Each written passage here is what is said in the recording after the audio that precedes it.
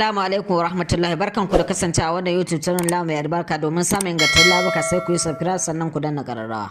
Wannan ne dai Nafisa Abdullahi wadda ta aka sani da Sumayya cikin shirin fim din labari na. Shafinta na Instagram take mai bayyanawa cewa ta daina fitowa cikin shirin labari na mai dogon zamani da wasu ayyuka da suka shiga gabanta na kashin kanta, ta mai bawa magoya bayan ta hakurin cewa kada su damu su ci gaba da kallon labari na ko ita ko ba ita.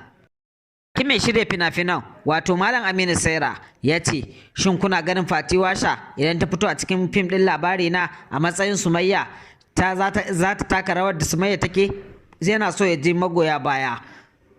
Karan ka ne na farko, ka yi comment, sannan ka yi subscribe, sannan ka danna ƙararrawa. Mun gode domin samun ingantaccen labarukan mako da ya kira ga magoya baya waɗanda suke kallon fim ɗin labari na cewa ita Ummi Rahab ake tunanin za a saka ko kuma Aisha Aminu Aliyu Tsamiya. Wannan yana ɗaya daga cikin targomar da ake fama da ita domin a ga wanne ya kamata a sa. Muna jiran comment.